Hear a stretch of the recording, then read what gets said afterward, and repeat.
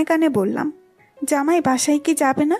সকাল হয়ে আসছে তো, সবাই তো উঠে যাবে মনে হয়, তারপর রুমে ঢুকতে তো অসুবিধা হবে। আমার কথা হকচকিয়ে উঠল কাব্য। তাড়াতাড়ি শোয়া থেকে উঠে বসলো, তারপর বলে উঠল, ঠিক বলেছিস, আমার তো এটা মাথায় আসেনি। তারপর আমরা তাড়াতাড়ি করে নৌকা থেকে নেমে পড়লাম। কাব্য মাঝে গিয়ে কিছু টাকা দিল, সাথে আরো অনেক কিছু বলল। তারপর আমরা তাড়াতাড়ি করে চললাম গাড়ির কাছে। তারপর আমরা দ্রুত গতিতে গাড়িতে বসলাম, আর কাব্য তাড়াতাড়ি করে গাড়ি চালাতে শুরু করলো। এত ভোরে পুরো রাস্তায় ফাঁকা, খুব একটা খারাপ লাগছে না। ধীরে ধীরে পুরো রাস্তা পরিষ্কার হতে শুরু করলো। বাহিরে তাকিয়ে থাকতে থাকতে কখন যে ঘুমিয়ে পড়লাম বুঝতেই পারিনি। এদিকে কাব্য মাইশার কাজ দেখে হাসলো, তারপর মাইশাকে কাছে এনে নিজের বুকের সাথে মিশিয়ে নিল। মাইশাও কাব্যকে আষ্টে পিষ্টে জড়িয়ে ধরে আরাম করে ঘুমিয়ে পড়ল। আর রাস্তা ফাঁকা থাকায় কোনো অসুবিধাই হচ্ছে না কাব্যের। কাব্য খুশি মনে ড্রাইভ করছে। বেশ কিছুক্ষণ পর কাব্য এসে গাড়ি থামালো তাদের বাড়ির সামনে। তারপর গাড়ি থেকে নেমে মাইশাকে না ডেকে কোলে তুলে নিয়ে হাঁটা শুরু করলো কাব্য। আস্তে আস্তে দরজা খুলল কাব্য। তারপর চুপি চুপি মাইশাকে কোলে নিয়েই চলে গেল উপরে। তারপর রুমে ঢুকে দরজা বন্ধ করে দিয়ে বিছানায় শুয়ে দিল কাব্য মাইশাকে। তারপর মাইশার কপালে ছোট্ট একটা চুমু দিয়ে বলল, আমার মায়াবতী। এই বলে সেও মুচকি হেসে মাইশাকে জড়িয়ে ধরে ঘুমিয়ে পড়ল।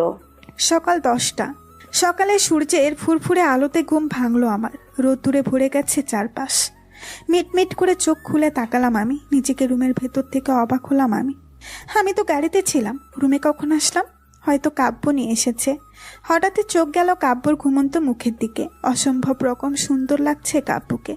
কালকে রাতের কথা মনে পড়তেই আরো ভালো লাগলো আমার। আমি কাব্যর বুকের উপর মাথা দিয়ে কাব্যকে জড়িয়ে ধরে বললাম, থ্যাংক ইউ মাই জামাই, আমাকে এত ভালোবাসার জন্য। সারা জীবন এইভাবে ভালোবাসবে আমায়।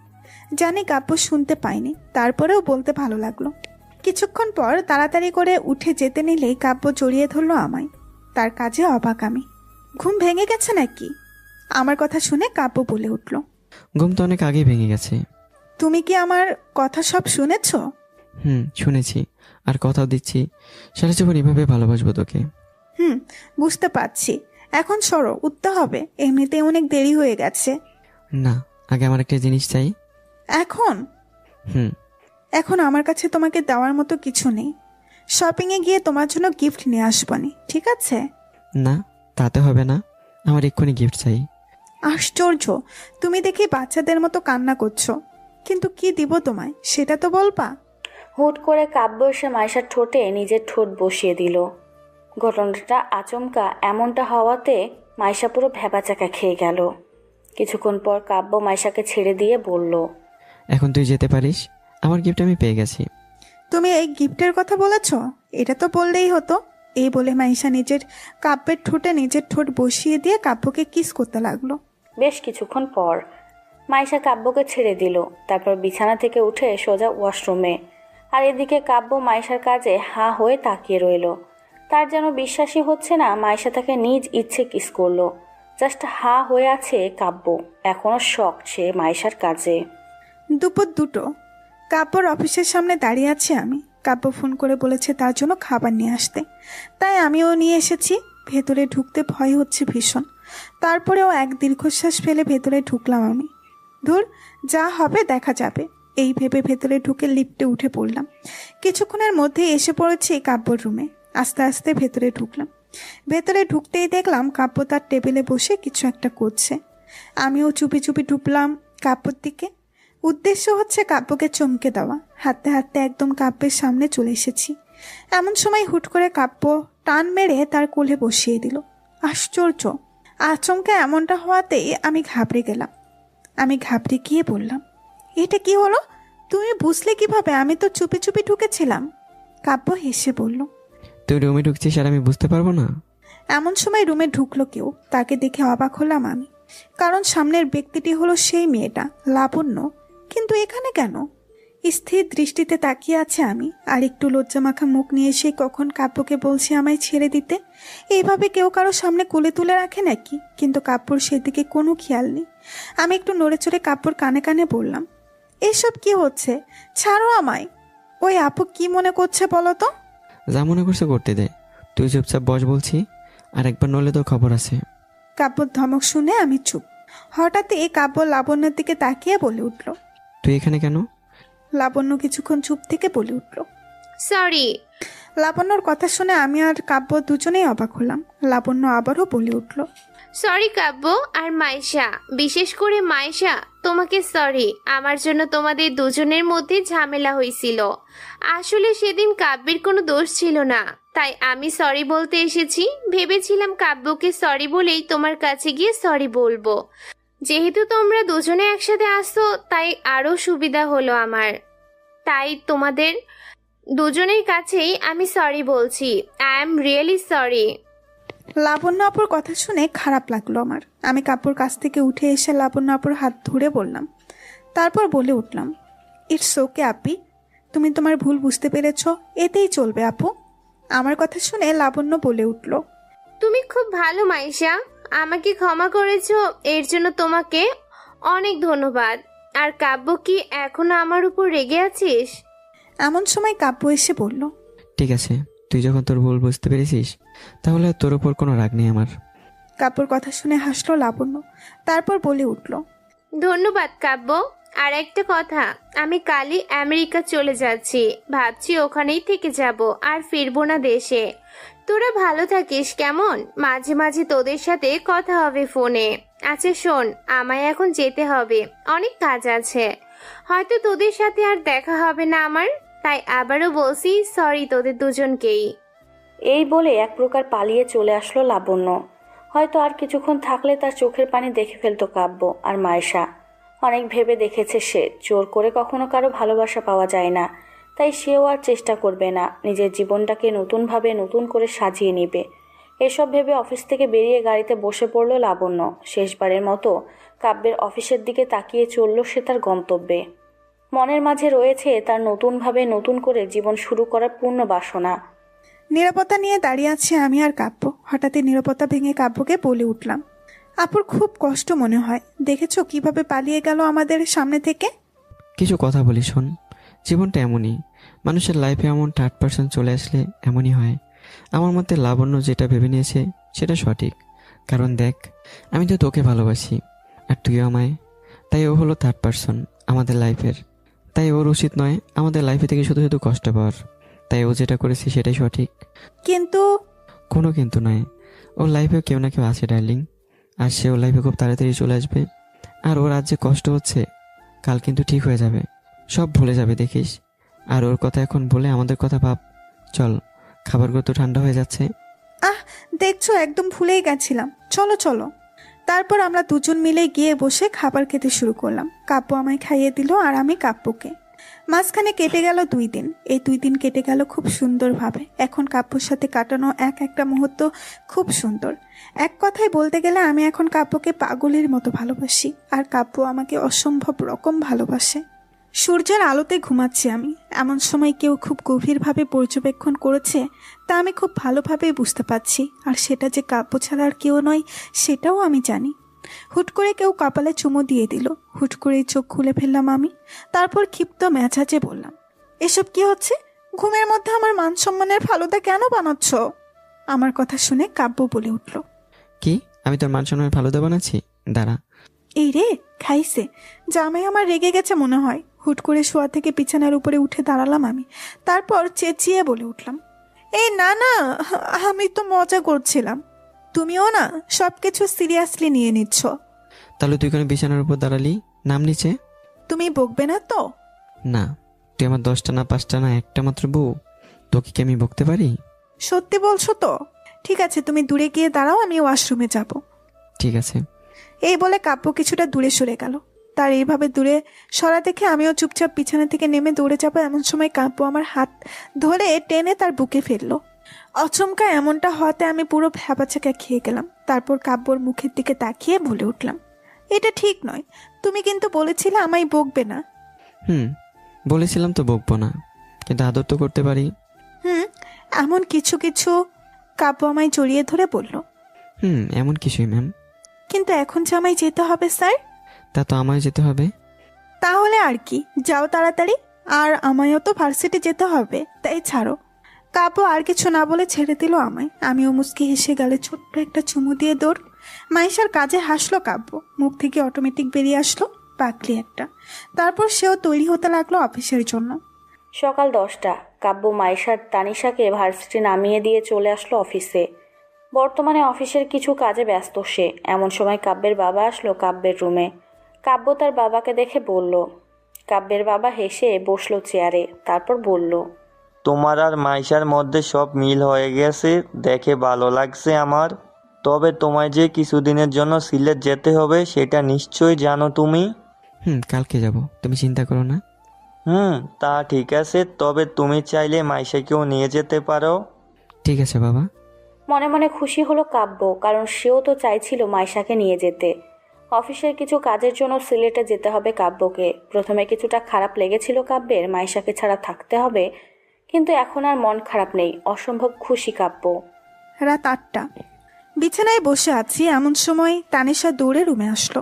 আর এভাবে দৌড়ানো দেখে অবাক হয়ে বললাম আমি, কি হলো, গরুর মতো দৌড়াচ্ছিস কেন? কি?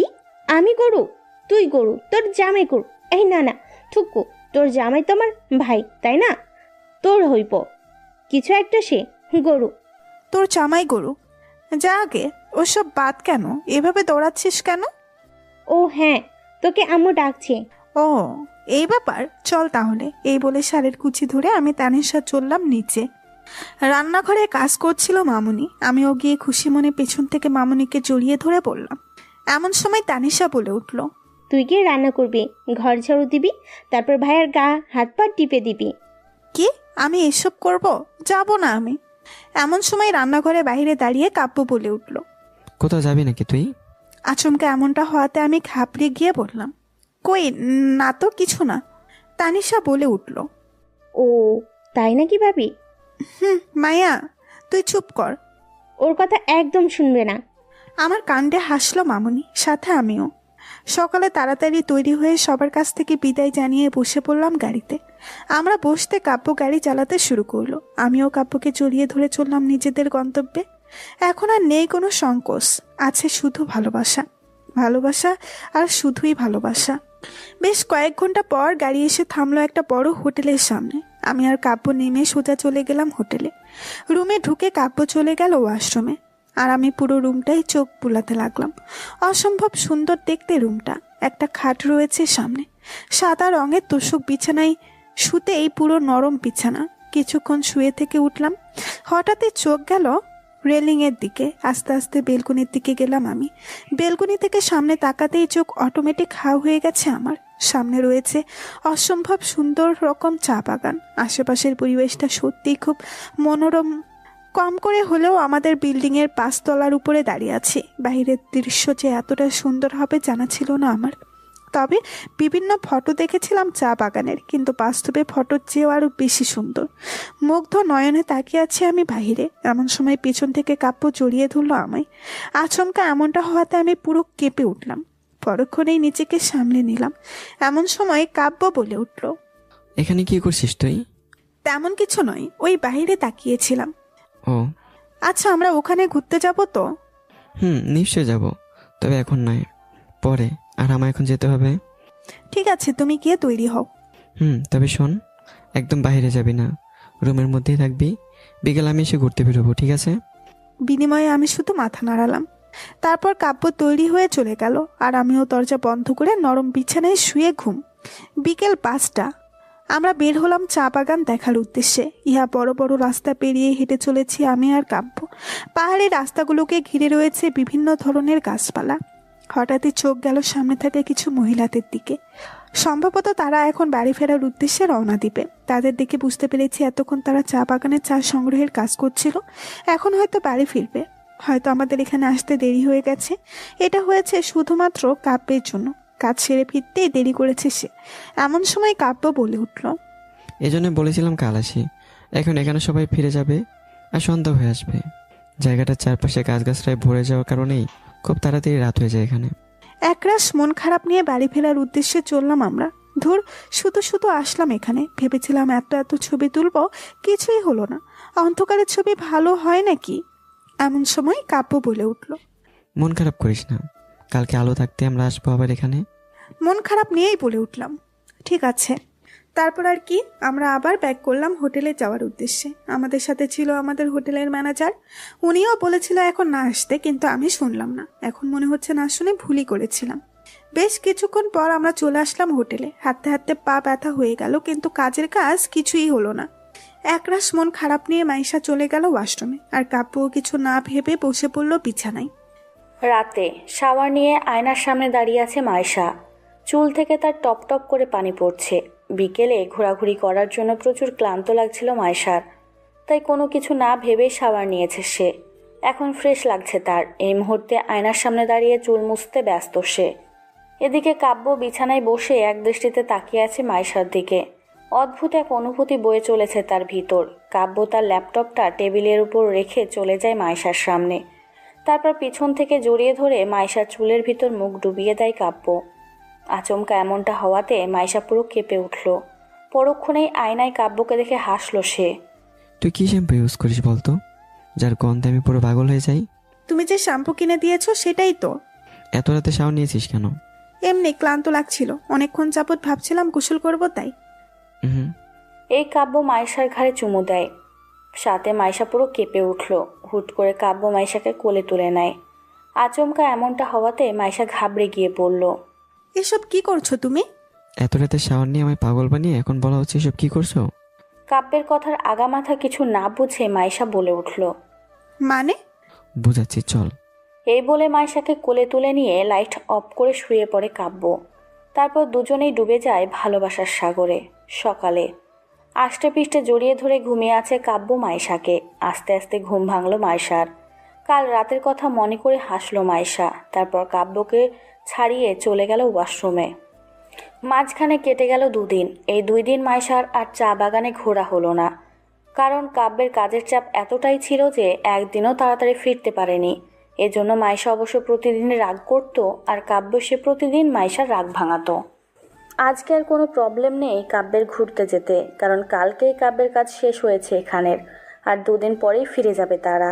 আর এই 2 দিন শুধু মাইশাকে ঘোরাঘুরি করবে বলে প্রমিস করেছে কাব্য। তাই মাইশা আজকে খুব খুশি।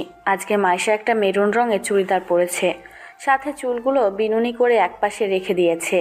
চোখে কাজল, ঠোঁটে লিপস্টিক, মুখে হালকা মেকআপ, ব্যাস মাইশা তৈরি। আর কাব্য আজকে পরেছে সুন্দর একটা টি শার্ট, সাথে জিন্স। টি শার্টের হাতা কোনই পর্যন্ত ফুল করা, তার হাতে ব্ল্যাক ঘড়ি, আর বরাবরের মতো চুলগুলো খুব সুন্দর করে সাজানো। ব্যাস কাব্য তৈরি। আজকে আর ওরা ওদের সাথে ম্যানেজারকে নিবে না, একাই ঘুরতে যাবে। সারাদিন ঘোরাঘুরি, প্রচুর সেলফি আর খাওয়া দাওয়ার মাধ্যমে আজকের মতো দিনটা শেষ হলো কাব্যের আর মাইশার। দেখতে দেখতে কেটে গেল কয়েক মাস। খুনসুটি আর ভালোবাসার মাধ্যমে কাটছে মাইশা কাব্যের জীবন। এখন রোজ রাতে কাব্য মাইশাকে পড়াশোনা করায়, আর মাইশা প্রতিদিন পড়তে পড়তে ঘুমিয়ে পড়ে। কিছুদিন পর মাইশার পরীক্ষা, তাই আর এই রোজগারের ডিউটিতে এখন অভ্যস্ত মাইশা কাব্য দুজনেই। আর কাব্যের মূল উদ্দেশ্য হলো মাইশাকে পড়াশোনায় ভালো রেজাল্ট করানো। এই মেয়েটা একদম পড়াশোনায় কানচোরা, তাই কাব্যই পড়াশোনার দায়িত্ব নিয়েছে। টেবিলে বসে ঝিমাচ্ছি আমি। ধুর, এই প্রতিদিন পড়াশোনা আর ভালো লাগছে না আমার। এরকম জামাই থাকতে আর কি লাগে আমার? এমন জামাই আর লাগবে না আমার। প্রতিদিন শুধু পড়াই, ধুর, একটুও ভালো লাগে না। এই বলে ন্যাকা কান্না শুরু করে দিয়েছিলাম আমি। এদিকে আমার কান্না শুনে কাব্য হাতের লাঠিটা নিয়ে বাড়ি মারলো টেবিলের উপরে কাব্য। তারপর বলে উঠল, যতই কান্না করো না কেন জানেমন, কাজ হবে না। কারো বউ হয়ে যদি ভালো রেজাল্ট না করো তাহলে কি হবে তোমার ভাবতে পারছো? আমার লাগবে না তোমার বউ হওয়া, খালি বকে। তুই সত্যি আমার বউ হবি না? এই বলে আবারও লাঠিটা নিয়ে মারলো টেবিলের উপর। সাথে সাথে আমি কেঁপে উঠলাম। তারপর বললাম, ধুর, পাগল জামাই, বোঝেও না। তোমায় ছেড়ে কোথায় যাব আমি?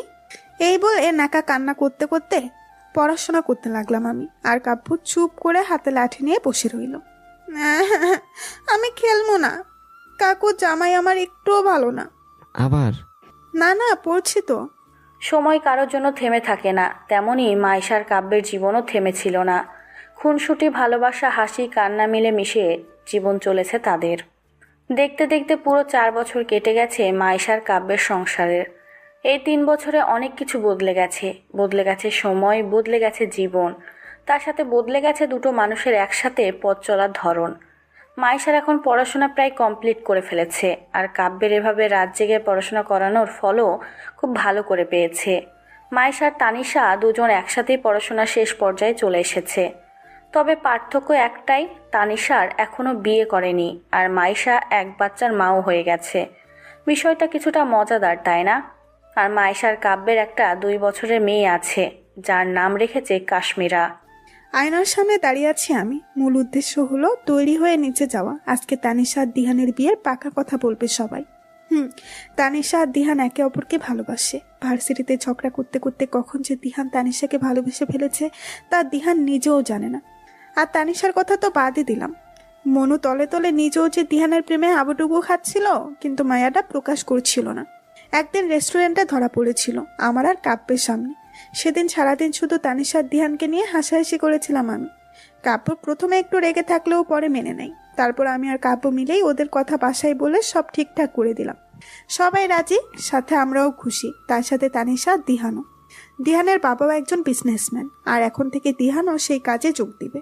এতদিন পড়াশোনা শেষ না করার জন্য ওদের বিয়েটা আটকে ছিল, আর এখন যখন দিহানও নিজের পায়ে দাঁড়ানোর সুযোগ পেয়েছে, সেই সুযোগে তাদের বিয়েটাও দিয়ে দিবে মামনি আর মামু, থুক্কু, মায়ের শ্বশুর আব্বা অ্যান্ড শাশুড়ি মা। হঠাৎই আমার ভাবনায় সেট পড়ে পেছন থেকে জড়িয়ে ধরলো কাব্য। তারপর বলে উঠল, আমার বউটা কি করছে? কি আর করবে, তৈরি হচ্ছে। আজকে তানিশাকে দেখতে আসবে না দিহানেরা, তাই একটু শ্বাসকুস করছি আর কি। এমন সময় কেউ হাতে তালি দিয়ে বলল, কি মজা পাপ্পা, আমি কে জড়িয়ে ধরেছে। হুট করে কাশ্মীরের মুখে এমন কথা শুনে অবাক হলাম। একটুখানি পুস্কি মাইয়া বলে, কি দেখছো, মেয়েটা এক্ষুনি পেকে গেছে। এদিকে কাব্য কাশ্মীরার মুখে এমন কথা শুনে হেসে মাইশাকে ছেড়ে দিয়ে কাশ্মীরাকে কোলে তুলে নিল। তারপর বলল, একদম মায়ের মতো। কি আমার মতো হয়েছে? মোটেও না, বাবার মতো হয়েছে। এই নিয়ে শুরু হয়ে গেল আমাদের মধ্যে তর্কাতর্কি। এমন সময় হঠাৎই দরজায় নক করলো আম্মু। তারপর বলল, দিহানেরা চলে এসেছে, তাড়াতাড়ি আয় তোরা। আম্মুর কথা শুনে আমরাও আর কথা না বাড়িয়ে তাড়াতাড়ি করে নিচে চলে আসলাম। নিচে নামতেই দেখলাম সোফাতে দিহান আর দিহানের বাবা মা আর দিহানের একটা বন্ধু বসে আছে। আমি আর না দাঁড়িয়ে সোজা তানিশার রুমের দিকে পা বাড়ালাম, আর কাব্য কাশ্মীরকে নিয়ে দিহানের কাছে যেতে লাগলো। গোলাপি রঙের একটা সুন্দর শাড়ি পরেছে, তৈরি হয়েছে তানিশা, চুলগুলো খোলা, চোখে কাজল, সাথে হালকা মেকআপ, সব মিলিয়ে অসম্ভব সুন্দর লাগছে তাকে। আমি তানিশাকে পেছন থেকে জড়িয়ে ধরে বললাম, ওরে দোস্ত, তোকে দেখে হেব্বি লাগছে। আজকে তো মনে হয় দিহানের চোখে সরবে না। আমার কথা শুনে তানিশা লজ্জা মাখা মুখ নিয়ে বলল, যা, তুই যে কি বলিস। সত্যি কথা বললাম, গায়ে লাগালি না। ঠিক আছে, কোনো ব্যাপার না, যখন সত্যি সত্যি এমনটা হবে তখন বুঝবি। যাক, এখন চল, তোকে নিতে এসেছি। এমন সময় শাশুড়ি মাও রুমে ঢুকে বললেন, হয়েছে তোদের? হয়েছে। আম্মু দেখ, তানিশা কি সুন্দর লাগছে না? বিনিময়ে মামুনি শুধু মুচকি হাসলো, আর তার এই হাসি দেখে আমি উত্তর পেয়ে গেছি। তারপর আর কথা না বাড়িয়ে চুপচাপ তানিশাকে নিয়ে নিচে চললাম। সিঁড়ি বেয়ে নিচে নামছি আমরা। সামনের সোফাতেই দিহানেরা বসে আছে, আর তার দুদিকে মামু মানে শ্বশুর আব্বা, আর আমার আব্বু। আব্বু আমার সকালে এসেছিল, আর তাদের জন্য সামনে টেবিলে রাখা হয়েছে বিভিন্ন ধরনের খাবার। আমি গিয়ে তানিশাকে বসিয়ে দিলাম দিহানের সোজাসুজি সোফাতে। আঙ্কেল আন্টি তানিশা দেখে খুশি হলেন, তারপর ওর হাতে একটা আংটি পরিয়ে দিলেন। যা বলেছিলাম তাই হলো। দিহান তানিশার দিক থেকে চোখই সরাচ্ছে না। আমি তানিশার কানের দিকে ঝুঁকে বললাম, কি বলেছিলাম ননদিনী, তোমার জামাই তোমায় দেখলে আর চোখই সরাতে পারবে না। আমার কথা শুনে তানিশা এক পলক তাকালো দিহানের দিকে। দিহানের এমনভাবে তার দিকে তাকিয়ে আছে তা দেখে তাড়াতাড়ি চোখ সরিয়ে ফেললো তানিশা। এদিকে দিহানের এইভাবে তাকানো দেখে দিহানের বন্ধু রনি বলে উঠল, দোস্ত, এখন যদি এইভাবে ভাবির দিকে তাকিয়ে থাকিস তাহলে বাসর ঘরে কি করবি? হঠাৎ করে রনির এমন কথা শুনে দিহান কাঁদতে শুরু করলো। যা দেখে তাড়াতাড়ি করে দিহানের হাতে একটা জুসের গ্লাস দিয়ে বললাম, রনি কিন্তু ঠিকই বলেছে দিহান। দিহান আমার কথা শুনে অসহায় দৃষ্টিতে তাকিয়ে থেকে বলল, তুইও শুরু করে দিলে মাইশা? দিহানের কথা শুনে আমি আর রনি দুজনেই হাসলাম। আমার পাশের সোফাতে কাব্য ছিল, আর কাশ্মীরা আব্বুর কোলে চুপটি করে বসে আছে। কাব্য মনে হাসলো রনি, দিহান আর মাইশার কাণ্ড দেখে। খুব সুন্দরভাবেই আজকের দিনটা কেটে গেল। সব দিক বিবেচনা করে আগামী 10 দিন পর তানিশা দিহানের বিয়ে ঠিক করা হয়েছে। আমি তো মহা খুশি। বাড়িতে বিয়ে হবে শুনলেই ভেতর থেকে একটা আনন্দতা প্রকাশ পায়, যেমনটা এখন আমার পাচ্ছে। দেখতে দেখতে পুরো 10 দিন কেটে গেল। এই 10 দিনে পুরো ব্যস্ত ছিলাম আমরা। শপিং করা থেকে শুরু করে বাড়ি সাজানো পর্যন্ত সবই আমি, কাব্য, আপু আর রাসেল ভাইয়া মিলে করেছি। আপুরাও তানিশার বিয়ের লক্ষ্যে এসেছে কাব্যদের বাসায়। আর আপু আর রাসেল ভাইয়ার একটা সন্তান হয়েছে, যার বয়স কাশ্মীরার থেকে অল্প কয়েক মাসের বড়। আর ওর নাম রাখা হয়েছে সায়ান। দেখতেও খুব সুন্দর হয়েছে। একটা রুমে লাল বেনারসি পরিয়ে খুব সুন্দর করে সাজিয়ে বসে রাখা হয়েছে তানিশাকে। একরাশ ভালো লাগা খারাপ লাগা দুটো একসাথে মিশে খিচুড়ি তৈরি হয়ে যাচ্ছে তার মস্তিষ্কে। এমন সময় রুমে ঢুকলো মাইশা। তানিশার রুমে ঢুকতেই দেখলাম তানিশা মনমরা হয়ে বসে আছে। তবে এটা হওয়া স্বাভাবিক। আজকে একটা লাল রঙের চর্চের শাড়ি পরেছি আমি, চুলগুলো খুলে দিয়ে সাথে একটু শ্বাস। হঠাৎই তানিশা এসে আমায় জড়িয়ে ধরে কেঁদে দিল। তানিশার কাছে আমি অবাক। পরক্ষণেই মুখ থেকে বেরিয়ে আসলো, কি হলো পাগলি, এভাবে কাঁদছিস কেন? তোদের ছেড়ে চলে যেতে হবে আজকে। কত দূর আর যাবি? কাছেই তো আসছিস, যখন ইচ্ছা হবে তখনই চলে আসবি। কিন্তু আমার এই গল্প শুনে তানিশার মন গড়ল না, আর উচ্চস্বরে কেঁদে দিল তানিশা। আমি ওর মাথায় হাত বুলাতে বুলাতে বললাম, ধুর পাগলি, এভাবে কাঁদিস না, তোর মুখের মেকআপ সব নষ্ট হয়ে যাবে।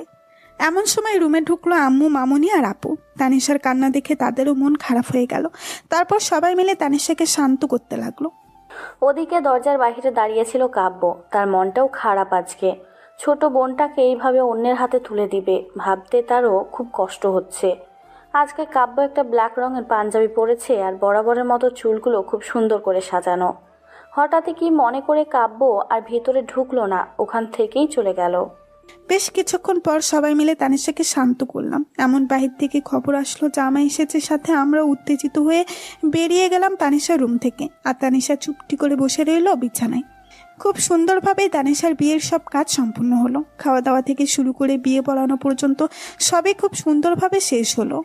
এখন বিদায়ের পালা। বরাবরের মতোই বিদায়ের কান্নাকাটি শুরু হয়ে গেল। তানিশা আমায়, আপুকে, শাশুড়ি মা সহ কাব্য জড়িয়ে ধরে প্রচুর কেঁদেছে। আমার সবাই কাঁদলেও কাব্য নিজেকে যথাসম্ভব শক্ত করে রেখেছে, কারণ ছেলেদের তো কাঁদতে নেই। শেষমেশ বহুত কান্নাকাটি করার পর তানিশাকে জোর করে গাড়িতে বসিয়ে দিল কাব্য। আর ওরা বসার সাথে সাথে গাড়িও চলতে শুরু করলো। শ্বশুর আব্বু আর আম্মু দুজনে মিলেই অনেক কিছু বলে দিহানকে, সাথে দিহানের বাবা মাকেও। তারাও বলে দিয়েছে এত চিন্তা করতে হবে না, আপনার মেয়ে আমার বাড়িতে মেয়ে হয়েই থাকবে। তারপর তারাও আপুতে জড়িয়ে ধরে গাড়িতে বসে পড়লেন। একে একে সব গাড়ি চলে যেতে লাগলো। ধীরে ধীরে পুরো বাড়ি খালি হতে শুরু করলো। শুধু থেকে গেল আব্বু, আম্মু, আপু আর রাসেল ভাইয়া। সন্ধ্যা 7টা। সোফায় বসে আছে কাব্য, আপু, রাসেল ভাইয়া, মামুনি, মামু, আপু, আম্মু। এমন সময় গরম গরম চা নিয়ে হাজির আমি। সবাই হেসে হেসে চা খেতে শুরু করলো। আমাদের থেকে কিছুটা দূরে সায়ান আর কাশ্মীরা খেলছে। সবাই চা খাচ্ছে আর কথা বলছে। এমন সময় কাশ্মীরা দৌড়ে এসে কাব্যকে বলল, ও মিথ্যা কথা বলছে। আমি মিথ্যা কথা বলছি? এদিকে আমরা ওদের দুজনের কাণ্ড দেখে হাসলাম। দুজনে এখনই কিভাবে ঝগড়া করছে, বাবা গো বাবা। সবাই হাসলো একসাথে, সাথে আমিও। এই নিয়ে দুজনের মধ্যে ঝগড়া শুরু। এক পর্যায়ে দুজনেই আবার থেমে গিয়ে আবার একসাথে খেলতে শুরু করলো।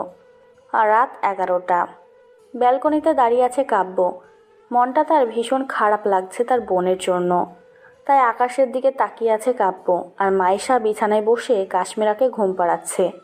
কিছুক্ষণ পর হঠাৎ করে কেউ পিছন থেকে কাব্যকে জড়িয়ে ধরলো কেউ। পরক্ষণেই কাব্যের বুঝতে বাকি রইল না এটা মাইশা ছাড়া আর কেউ নয়। হঠাৎ কাব্য বলে উঠল, ঘুমাওনি? না, এখানে একা একা দাঁড়িয়ে আছো কেন? এমনি, কাশ্মীরে ঘুমিয়ে পড়েছে। হুম। চলো ভিতরে, ঘুমাবে না? ঘুমাবো তো। আমি কাব্যর সামনে গিয়ে দাঁড়ালাম। কাব্যর চোখের দিকে তাকাতেই অবাক আমি, কারণ কাব্যর চোখে পানি। আমি কাব্যকে জড়িয়ে ধরে বললাম, তুমি কাঁদছো কেন? কই কাচ্ছি না তো, চোখে কিছু একটা পড়েছে। মিথ্যে কেন বলছো? তুমি তানিশার জন্য খারাপ লাগছে বুঝি? আরে খারাপ লাগার কিছু নেই। দিহান খুব ভালো ছেলে, আর তার চেয়েও বড় কথা হলো ওরা একে অপরকে ভালোবাসে। তাই প্যারা নাই, চিল বেবি। আমার কথা শুনে হাসলো কাব্য। কাব্যর মুখে হাসি দেখে আমিও খুশি হয়ে গেলাম। তারপর কাব্যকে শক্ত করে জড়িয়ে ধরে বললাম, কতটা সময় পার হয়ে গেছে না, আমরা একসাথে আছি। আমার কথা শুনে কাব্য আমাকে জড়িয়ে ধরে বলল, আর বাকি জীবনটা এভাবে কাটিয়ে দেবো একসাথে।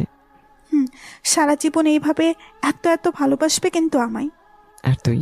আর আমিও তো তোমায় এত এত ভালোবাসি। কেন বোঝো না তুমি জামাই? মাইশার কথা শুনে হাসলো কাব্য। তারপর একে অপরকে খুব গভীরভাবে জড়িয়ে ধরলো। আর তাদের এই ভালোবাসার সাক্ষী হিসেবে রইল রাতের আকাশটা, আকাশে থাকা চাঁদটা। আর এভাবেই চলছে মাইশা কাব্যের জীবন। আর সবাই মাইশা কাব্যের জন্য দোয়া করো, যাতে সব সময় এভাবে হাসি খুশি আর ভালোবাসা নিয়ে থাকতে পারে। তো বন্ধুরা, এই দুষ্টু মিষ্টি গল্পটা এখানে শেষ হলো।